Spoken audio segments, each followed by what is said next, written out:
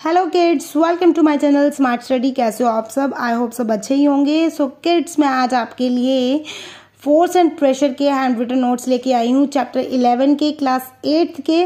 तो जिसने मेरा चैनल सब्सक्राइब नहीं किया, प्लीज सब्सक्राइब माय चैनल। तो let's start my video. First is force. Force क्या होता है? अब पुश और पुल एनीथिंग, पुश और पुल एन ऑब्जेक्ट, कोई भी आप ऑब्जेक्ट को पुश करो चाहे पुल करो, मीन्स आप एक्सटर्नली फोर्स अप्लाई कर रहे हो। जैसे to open a door, door को ओपन करने के लिए हम उसे पुल भी कर सकते हैं, उसे पुश भी कर सकते हैं। To move the book, book को मूव करने के लिए हम पुश भी कर सकते हैं, उसे पुल भी कर सकते हैं, अपनी तरफ भी कर सकते हैं और दूर भी कर सकते हैं। Lifting a bucket filled with water, opening a door, hitting ball with bat, these are all examples of pushing और पुलिंग। तो बेसिकली यहाँ पुश और पुल लग रहा है, वहां हम फोर्स अप्लाई कर रहे हैं। Okay kids, so next is forces are due to interaction. Interaction means you have to contact with the object or you have to touch with the in touch with your objects. okay, तो आपको touch करना पड़ेगा। Basically without touching आप उसकी ना तो shape, size, ना ही उसकी पोजीशन, कुछ भी चेंज नहीं कर सकते। So force is basically a due to interaction. For example, a book is laying on the table. अगर बुक टेबल पे पड़ी है, उसको आपने मोशन पे लाना है, तो you have to touch the book. Okay, आपको बुक को टच करना पड़ेगा, उसे पुश भी करना पड़ेगा। अगर पुश करना तो पुश करना पड़ेगा, अगर पुल करना तो उसे पुल करना पड़ेगा, तभी उसकी पोजीशन चेंज होगी। बैठे बिठाए कभी नहीं होगी। आप कहीं बैठे हो, बुक कहीं पे पड़ी है, आप बोलो दूर से हो जाए, तो दूर से नहीं होगी, आपको इंटरेक्ट करने पड़ेगा in the form of touch. Okay, तो next is effects of force. अब फोर्स अप्लाई होगी तो अब कौन कौन से चेंजेस आएंगे? पहला तो है स्टॉप अ मूविंग ऑब्जेक्ट। कोई भी मूविंग ऑब्जेक्ट को स्टॉप कर सकते हो। जैसे कि कोई भी फुटबॉल प्लेयर है, उस बॉल को किक करेगा, ओके, तो आगे गोलकीपर खड़ा होगा तो वो कैच कर लेगा बॉल को, तो इट मीन्स मूविंग था, तो वो रेस्ट पे आ जाएगा। ओके, जैसे कोई भी साइकिलिंग कर रहा है, अगर वो ब्रेक अप्लाई कर देगा, वो भी स्टॉप हो जाएगा, मूविंग टू रेस्ट पे। तो अगर हम motion in stationary of body बोल दें कि रेस्ट पे बॉडी थी, वो मोशन में आ जाए, वो कैसे आ सकती है? जैसे कि कोई भी गर्ल है, उससे चेयर है, ओके, वो रेस्ट पे है, अगर वो उसे मूव करती जाएगी मीन्स रेस्ट टू मोशन आ जाएगी। ओके, कोई भी अगर साइकिल है रेस्ट पे, अगर उसे पैडलिंग स्टार्ट कर दोगे तो वो भी रेस्ट टू मोशन आ जाएगा। Okay kids, next example, next effect क्या आ सकते हैं? चेंज द डायरेक्शन और स्पीड दोनों चेंज हो सकती हैं। कैसे? डायरेक्शन कैसे चेंज होगी? अगर कोई भी बैट्समैन है, अगर बॉल इधर से आ रही है, जिस डायरेक्शन पे वो बॉल आ रही है, अगर उसको ऑपोजिट डायरेक्शन पे हिट कर देगा बैट के साथ बॉल को, तो वो उसकी डायरेक्शन चेंज हो सकती है। ओके, तो स्पीड कैसे चेंज हो सकती है? जैसे भी कि अगर कोई भी किड साइकिलिंग कर रहा है, ओके, अगर वो पहले तो स्लो कर रहा था, अगर फास्ट पैडलिंग कर दे तो उसकी स्पीड भी चेंज हो जाएगी, मीन्स फोर्स ज्यादा अप्लाई हो रही है। ओके, तो next is change shape and size. Shape and size में क्या आ सकता है कि अगर आप कोई भी पेपर ले लो, अगर उसको आप बॉल बना लो, उसकी बोट बना लो, अलग अलग शेप्स बना लो, तो उसका शेप और साइज चेंज हो जाएगा। जैसे कि कोई भी ट्यूब ले लो, स्क्वीजिंग अ ट्यूब, अगर उसे स्क्वीज कर दो, उसका भी साइज और शेप चेंज हो सकता है। ओके, तो these are all the effects of force. अगर फोर्स अप्लाई करते हो तो ये सारे चेंजेस उसमें आएंगे। डायरेक्शन चेंज होगी, स्पीड चेंज होगी, उसकी शेप, साइज चेंज होगा, उसका जो मोशन वाला रेस्ट में आ जाएगा, रेस्ट वाला मोशन में आ जाएगा ऑब्जेक्ट। ओके, तो next is unit of force. Force का यूनिट क्या है? Basically Newton. 1 किलोग्राम फोर्स क्या होती है? To force required to lift body. कोई भी बॉडी है, 1 kg मास है उसको वर्टिकली अपवर्ड हम लिफ्ट करेंगे, तो मीन्स 1 किलोग्राम फोर्स अप्लाई हो रही है। ओके, तो उसके लिए हमें क्या चाहिए? 1 किलोग्राम फोर्स। तो ये किसकी इक्वल टू होती है? 9.8 न्यूटन, अप्रोक्सीमेटली 10 न्यूटन। तो next is resultant force. Resultant force basically क्या होती है कि कोई जितनी टोटल फोर्स हम अप्लाई कर रहे हैं ऑब्जेक्ट पे, वो होती है हमारी रिजल्टेंट, नेट फोर्स जिसे बोल रहे हैं। ये 2 केसेस में होती है। अगर तो ये ऑब्जेक्ट है, ओके, ये कोई भी आपका वुडन ब्लॉक है, तो उसको क्या, अगर तो सेम डायरेक्शन पे फोर्स अप्लाई कर रहे हो, ठीक है, एक पे 40 और एक पे 50 इन द सेम डायरेक्शन, तो वो क्या हो जाएगी? ऐड हो जाएगी। ओके, अगर तो आप डिफरेंट डायरेक्शन, एक इधर से 40, एक इधर से 40, ओके, तो डिफरेंट डायरेक्शन होगी, फोर्स सेम अप्लाई कर रहे हो, पर इन डिफरेंट डायरेक्शन तो क्या हो जाएगी, वो सबट्रैक्ट हो जाएगी, तो जीरो हो जाएगी। मीन्स ऑब्जेक्ट मूव नहीं करेगा। आप इधर से कर रहे हो, एक इधर से अप्लाई कर रहा है फोर्स, तो कहाँ से वो मूव होगी। ओके किड्स, तो मीन्स ये क्या है हमारी बैलेंस्ड फोर्सेस। एक होती है अनबैलेंस्ड फोर्सेस। अनबैलेंस्ड फोर्सेस क्या होती है, when the two unequal forces act in opposite direction, the resultant force is found to be difference between two forces. दो अनइक्वल फोर्सेस अप्लाई हो रही है ओके ऑपोजिट डायरेक्शन में, तो कैसे कि जिस तरफ ज्यादा फोर्स अप्लाई होगी, जैसे कि ये जैसे एग्जांपल मैं सिंपल दे देती हूँ, tug of war example. Okay, अगर 3 बंदे इधर खड़े हैं, 3 ही इधर खड़े हैं, सेम है ओके, तो अगर एक ज्यादा फोर्स अप्लाई करके अपनी तरफ सबको खींच लेगा, मीन्स वो विनर हुआ, तो इट मीन्स वो क्या होगी, अनबैलेंस्ड फोर्सेस। तो जिस डायरेक्शन में ज्यादा फोर्स होगी, it moves the body in the direction of large force, तो बॉडी भी वहां पे मूव करेगी सारी की सारी। Okay, next is classification of force. Classification of force means 2 type of forces होती है, कॉन्टैक्ट, नॉन कॉन्टैक्ट। कॉन्टैक्ट कौन सी होती है, muscular, mechanical and frictional, and non contact होती है magnetic, electrostatic and gravitational. Okay kids, तो कॉन्टैक्ट फोर्सेस बेसिकली कौन सी होती है, that which are in physical contact with each other and bring changes. इसमें आती है मस्कुलर फोर्स, मसल, इसमें हम मसल्स यूज करते हैं, जैसे for example lifting a bucket, pedalling the bicycle, kick a football, इसमें हम मसल्स यूज कर सकते हैं, किसी फुट की, हैंड की, ओके, तो लेग्स की, तो इसलिए हम इसे मस्कुलर फोर्स बोलते हैं। Next is mechanical force. इसमें हम मशीन्स जो है, the force exerted by machines to do some work, इसमें मशीन्स की हेल्प से फोर्स अप्लाई होती है। ओके, जैसे कार है, ओके, कार मूव होगी only when it wheels move, जब उसके व्हील्स मूव होंगे। ओके, तो force exerted by car engine to move wheels is a mechanical force. Next example है इसकी सेल बोट। सेल बोट क्या है, it uses energy of wind, wind की energy use कर रहा है, तो इसलिए वो क्या है, बोट को चला रहा है, हवा, विंड की वजह से ही वो बोट को चला रहा है, सेल बोट।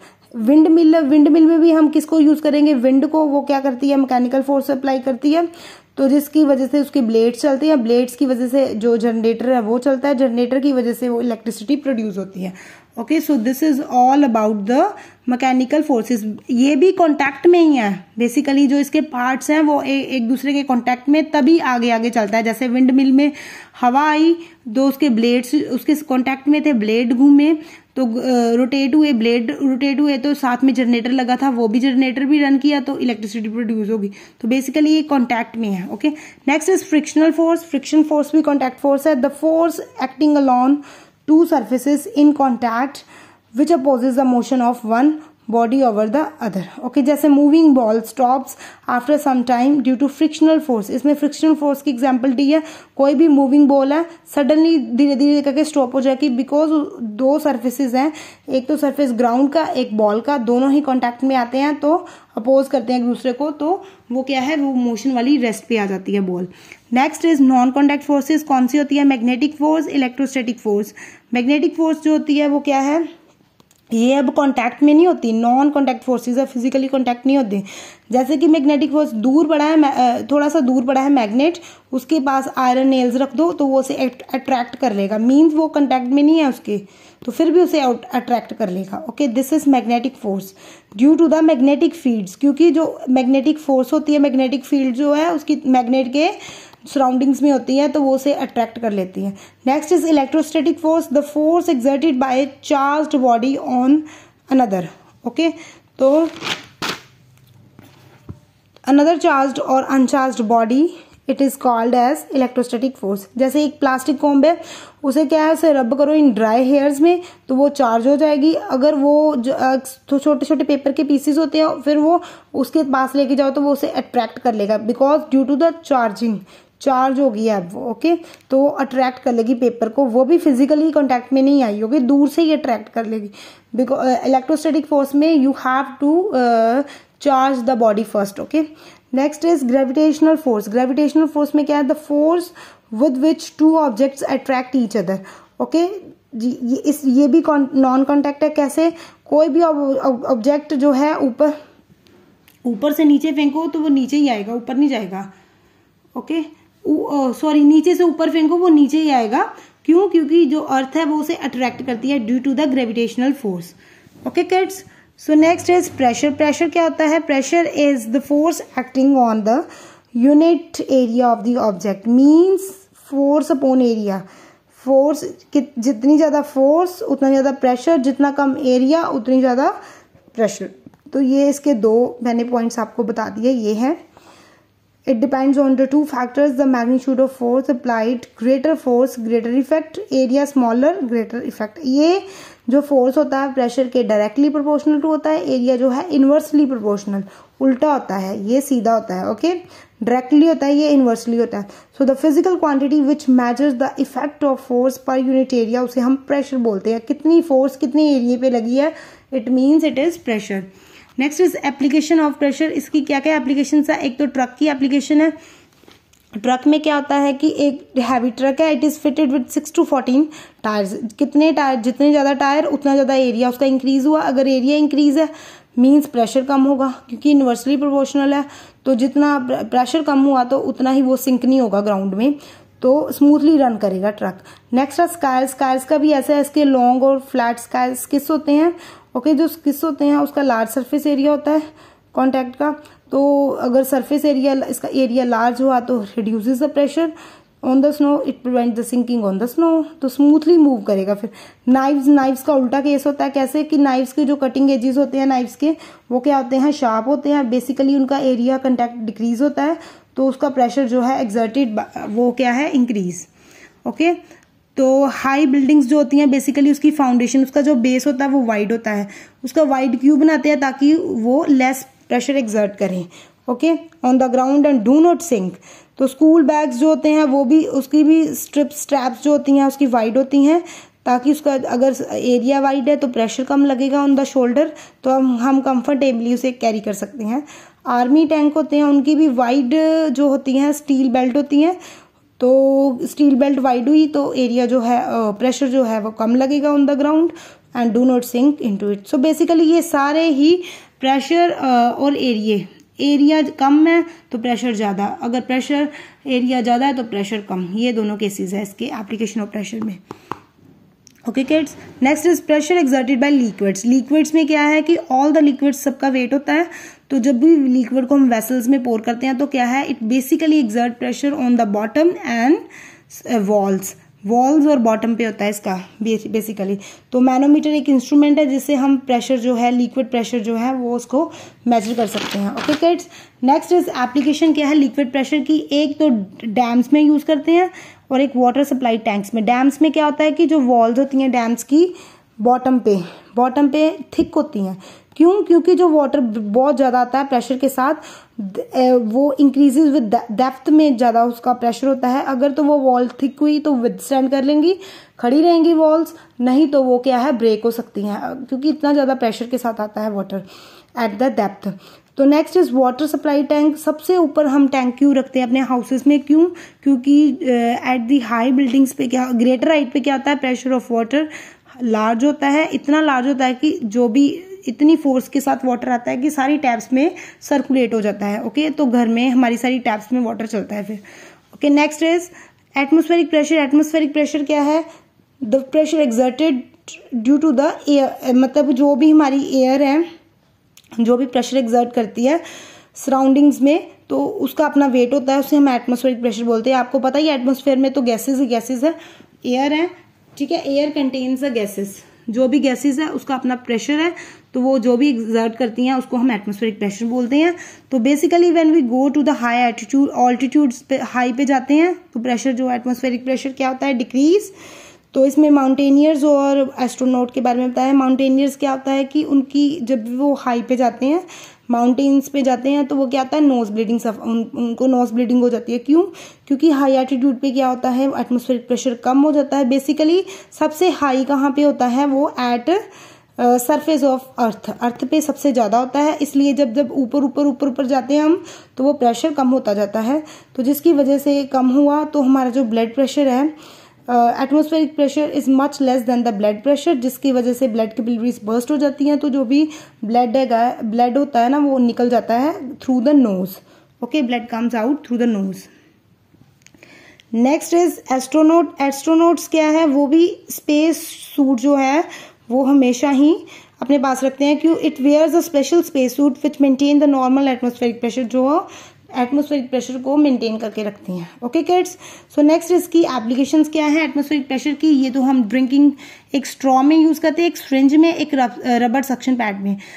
ड्रिंकिंग स्ट्रॉ में क्या होता है कि जब भी हम कोई भी ग्लास में स्ट्रॉ के साथ हम जूस को सिप करते हैं तो क्या होता है कि जो भी एटमॉस्फेरिक प्रेशर होता है सरफेस ऑफ फ्रूट जूस उसमें ज़्यादा होता है, जिसकी वजह से क्या होता है फ्रूट जूस जो होता है पुश होता है into the straw to your mouth. Okay, straw की तरफ आता है, ऊपर की तरफ।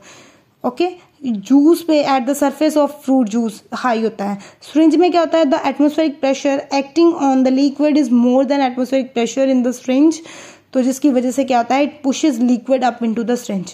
जब भी जो एटमॉस्फेरिक प्रेशर है बेसिकली लिक्विड, जो हम लिक्विड उसमें सिरिंज में डालते हैं ना, तो वो क्या होता है कि उसका जो एटमॉस्फेरिक प्रेशर हाई होता है। ओके, बजाय सिरिंज के, सो इसलिए वो ऊपर की तरफ पुश होता है। सिरिंज जो है सिरिंज जो है भर जाती है वो लिक्विड से। रबर सक्शन पैड क्या होता है कि आउटर एटमॉस्फेरिक प्रेशर जो उसका होता है वो ज़्यादा होता है, जिसकी वजह से जब हम लगाते हैं वॉल पे ऊपर तो वो अडहेयर कर जाता है, फिक्स हो जाता है। ओके, बैरोमीटर हम इंस्ट्रूमेंट यूज़ करते हैं एटमॉस्फेरिक प्रेशर को मेजर करने के लिए। यूनिट्स ऑफ प्रेशर क्या होते हैं kids? Standard unit of measuring pressure का फॉर्मूला है फोर्स अपॉन एरिया। फोर्स को न्यूटन में मेजर करते हैं, न्यूटन होता है इसका, तो एरिया का मीटर स्क्वायर। तो बेसिकली इसका प्रेशर का क्या हुआ फिर formula? Newton per square metre, जिसे हम पास्कल भी बोलते हैं। Okay, this is the unit of pressure, pascal. So this is all about the handwritten notes of chapter 11 force and pressure. अगर आपको अच्छे लगे हो तो प्लीज मैक्सिमम शेयरिंग कर दो। Okay, and like and subscribe my channel. Thank you.